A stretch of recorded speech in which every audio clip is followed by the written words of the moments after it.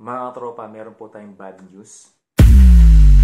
Baka hindi na po kami ma-renew dito sa company. Baka po mapauwi na po kami sa Pilipinas after po ng kontrata namin.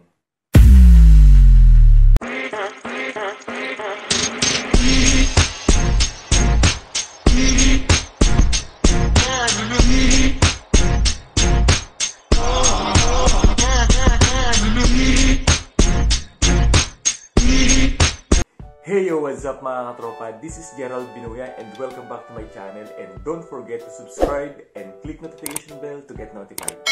And for today's vlog mga katropa, meron tayong bad news sa status po namin dito sa Canada. Dito po sa Quebec, Canada. Di ba dati nabanggit ko po sa inyo na talagang maraming nababagong rules, dumadagdag na rules dito po sa Canada at hindi po namin alam kung marerenew o marerehire pa po kami ng company. Di ba, nabanggit ko sa inyo yun? Ngayon mga tropa, bad news, talagang bad news po para sa amin. Kasi, nag-post na po yung company namin about po dun sa kung sino po ang marirenew o kung sino po ang hindi marirenew. Yun. Yun mga tropa, no, hindi po lahat sa amin marirenew. Yun. Kasi meron po tayong rules dito na yung sa isang company, meron po tayong 10% lang po na temporary foreign workers po ang allowed na magtrabaho po sa company. So, lagpas po kami sa 10%, kaya ayun, kaya nagbabawas po. Kaya yung nasa Pilipinas na nakasamaan po namin, hindi na po pinapunta rito o na-cancel na po sila. Kasama po si Romnick Favillar, yung last vlog po natin. Kasama po siya dun sa hindi na po na tuloy na pumunta po dito sa Canada. Kasi nga po, nagbabawas po talaga ng temporary foreign workers dito po sa Canada. Kaya hindi din po namin alam mga tropa kung marirehire kami o ma-extend po kami yung kontrata namin. Pero mga tropa, talagang iniisip na po namin ngayon, talagang malabo. Malabo po talagang marehire kami o ma-extend po yung kontrata namin. Nag-post na po yung employer namin about po dyan. Ito po yung sinabi mga tropa. Ito. Actually, matagal niya lang post. Hindi yung matagal. Medyo ilang weeks na to. Hindi lang ako nakapag-vlog about dito. Ito yung sabi niya mga tropa. Renewal limitations. Nililimitahan po yung pag-renewal ng kontrata. Under the new regulations, only 10% of a company's workforce can consist of temporary foreign workers. Unfortunately, this means that work permit renewals may not be possible for all employees in this category. Yun. Hindi po lahat sa amin mga tropa, mabibigay po sa amin yung renewal na to. Bilang lang po talaga, o 10% lang po talaga ng mga temporary foreign workers sa company nito. Yun lang po talaga. Pili lang po talaga. Tapos, buong company ito kasi sa amin sa Clean International, marami silang hawak ng temporary foreign workers, kaya 10% lang, iba-ibang lahi. Kaya sa Pilipino, mga 4 siguro, kasi may naisip po kaming kung sino po yung may extend po sa amin dito sa company. Ang hula lang namin, hula lang to mga tropa, hindi to hindi to galing sa employer. Basta hula lang namin to kung sino nakikita namin may extend o marerehire. Yun po yung mga last na 4 na dumating dito sa company. Yun po yung naiisip namin. Kaya yung mga tropa, para syempre di na masakit sa amin na hindi kami marerehire kahit hindi po performance basis, mga ganyan. Kahit na alam natin na kada paano ayos tayo magtrabaho, inisip namin na hindi na po kami marirenew. Malabo talaga. Siguro mga 10% o 5% nga lang yung chance na isipin mo na marirenew ako o marerehire ako, mga ganun. Kaya yun, mas sinahanda namin sarili namin na yun, maghanap kami ng iba, ganyan, para hindi na kami umuwi sa Pilipinas. Gawa na ang hirap nung mag-apply sa Pilipinas ulit. Nandito na kami, hanggang sa kaya namin gawa ng paraan, hanggang sa kaya namin mag-isip ng paraan, hanggat nandito po kami, gagawin na namin. Kasi ang hirap sa Pilipinas mag-isip at mag-apply ulit. Mas mahirap doon mag-apply. Papunta po dito o sa ibang bansa na naman, syempre di naman tayo pabata. Yung edad natin, baka mamaya ano na tayo, di ba? Um, age limit, ganyan. Sa Taiwan, di na pwede yan kasi age limit na. Ewan ko lang alam ko 35 lang, 36 na ako, di ba? Yun. Kaya medyo mahirapan tayo mag-apply. Pwede pa mag-apply, pero syempre, mas maganda nandito na tayo na dito pala nag-apply na, di ba? Yun. Sana pala rin at gagawa tayo ng paraan para mag-stay tayo dito. Kahit nasabihin natin na maraming mga lumalabas na rules, gagawa tayo ng paraan hanggat kaya natin. At least, mag-succeed man tayo o hindi, mag-fail man tayo sa mga plano natin dito sa Canada. At least, masasabi natin ginawa natin yung kaya natin. Okay? Kasi mas magandang may status tayo dito o kami para makapagtrabaho kasi ang hirap kumita syempre sa Pilipinas. Kaya hanggat maaari, dito pa lang gumawa ng paraan o plan B, okay? Tapos, ito pa sabi, reduce work permit duration. The maximum duration for work permits under the low wage stream has been reduced from 2 years to 1 year. Yun, 1 year na lang mga tropa, no? Yun. Ganun po talaga kahigpit ngayon. Ito yung pinakaunang rules yata na tas dumagdag yung mga rules. Ang dami ng anak na talaga. Kaya, sabi ko, pahirapan talaga.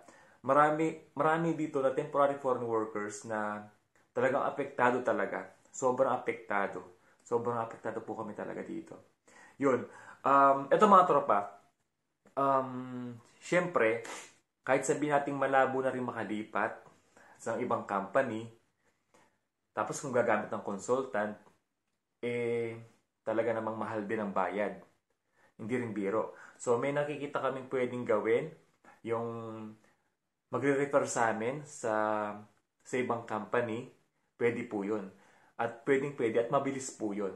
Kumpara po dun sa mag-a-apply ka ng DIY, mas maganda po na may referral ka dun sa company para agad makukuha ka o matatanggap ka, agad ma-interview ka. Kasi kung magdi-DIY ka, medyo butas ang karayom talaga. Unlike kapag may referral, mabilis talaga. Mabilis. Tapos, hindi mo na kailangan gumamit pa ng consultant para magbayad pa. Karamihan ganun kung referral ka.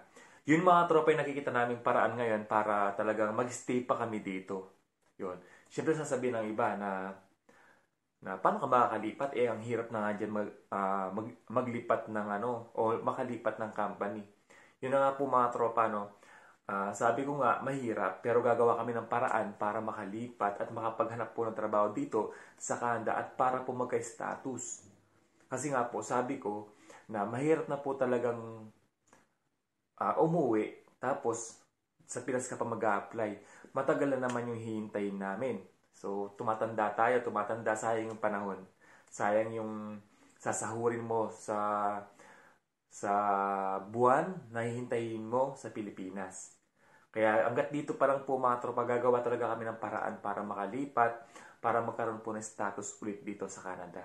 Kahit imposible, gagawin po namin yung lahat. At least, sabi ko nga, mag-success man po tayo o ma-fail man tayo, at least ginawa natin yung lahat, di ba? Lumalaban tayo. Sa ngayon mga tropa, may mga kilala naman tayo dito sa Canada. May mga pinsan din naman ako dito sa Canada.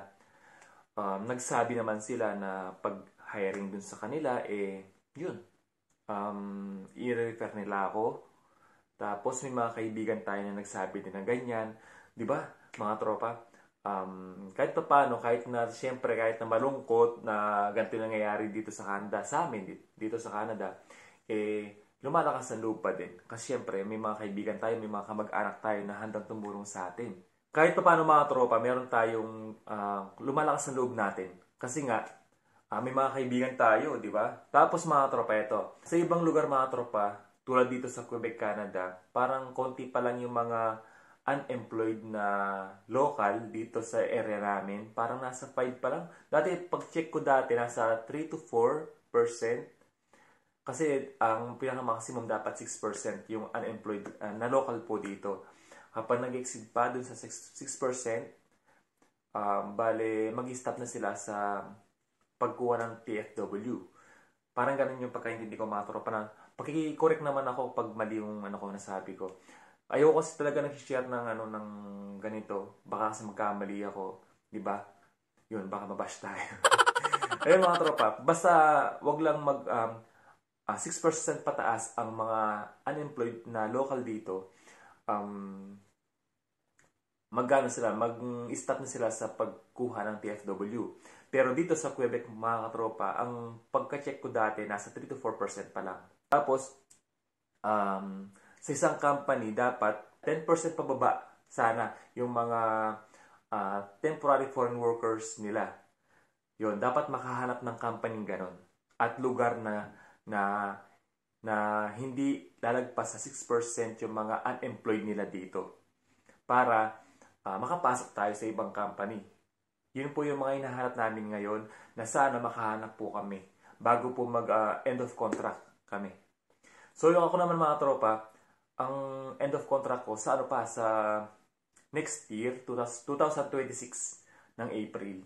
Yun. Sana, di ba, makahanap kami ng trabaho dito agad or bago mag-end of contract. Yun. Pumapayag naman yung company namin ngayon kasi nga naintindihan nila yung mga sitwasyon po ngayon dito sa amin. Ang company naman namin mga tropa, sinabi naman nila na kung pwede nga lang na i-rehire kaming lahat na mga Pilipino, yun, gagawin nila kasi nga alam nila kung paano magtrabaho Pilipino kumpara po dun sa ibang lahi. Yun. Kaya sabi na nga ng iba, ng foreman ko na kapag nawala daw ang mga Pilipino dun sa company, magre-resign na siya.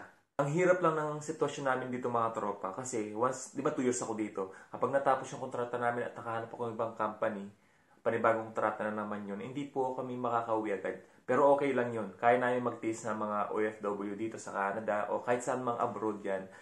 Basta magkaroon lang kami status dito at mag-continuous lang po ang trabaho namin. Kasi mahalaga po may trabaho para may pag-sustento sa pamilya, di ba? Mga breadwinner tayo eh. Tapos siyempre may pamilya tayo, may sariling pamilya, may mga magulang tayo susuportahan. Kaya sabi ko nga, kahit hindi muna ako umuwi agad, basta mag-continuous man lang yung trabaho ko dito o makahanap man akong ibang trabaho dito after po ng trabaho ko ngayon. Yun. Eh, mahalaga sa amin na talagang ako, personally, mahalaga sa akin yung magkaroon ako ng status dito kasi para, siyempre, di ba, may pamilya na ako. Kaya sabi ko sa asawa ko, kahit hindi muna ako umuwi agad, 2 years, tapos makahanap man lang ako ng company dito na papasukan ko, na panibagong company, yun, kahit hindi muna ako umuwi, okay lang sa akin. Mas maganda ng ako yung nahihirapan. Huwag lang sila. Sinabi ko yun sa kanila, di baling ako na lang. Kasi, yun, kailangan ko nang putulin yung yung parang sa akin na lang yung hirap.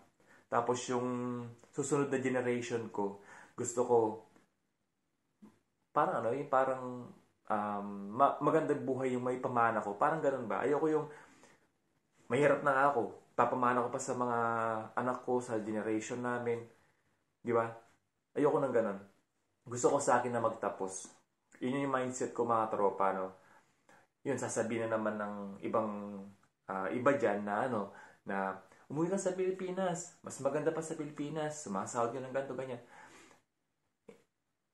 Siguro sa mga sa mga talaga mataas yung pinag-aralan, sa mga degree courses, mga ganyan, sa mga nagtatrabaho sa mataas ng sahod, paano naman kaming mga bababa lang, di ba? Kaya, yun. Hindi nga daw kami pinalad, kaya nandito kami sa abroad. Kaya, pinapanindigan ko na. dito na ako magtatrabaho, dito na din ako tatanda siguro. Sana mga tropa, God is good talaga. Pray hard, it works nga. Sabi ko nga sa inyo, di ba? Kaya lagi lang pray lang at magtiwala lang sa Diyos. Yun lang yung hugutan ko ngayon mga tropa at yung pamilya ko. Ayun mga tropa, sa mga OFW po dito sa Canada na talagang pareho lang kami ng sitwasyon. Laban lang tayo. Huwag tayong panghinaan. Gawa tayo ng paraan. Alam natin, parang hindi na posible. Parang hindi na posibleng ma-renew pa o makalipat pa. Pero gawa tayo ng paraan at maghanap tayo ng paraan. Kasi once na nakita ng Diyos yung desire ng puso mo, na kagustuhan mo, bibigay niya yan. Walang dahilan para di niya ibigay yan. Lalo na kung ikakabuti natin o ikakabuti ng pamilya natin. At least gumagalaw tayo. Hindi tayo umaasa kahit kanino man. Siyempre mga tropa, hindi ko naman tatapusin ang vlog na to nang hindi po sasabi sa inyo to.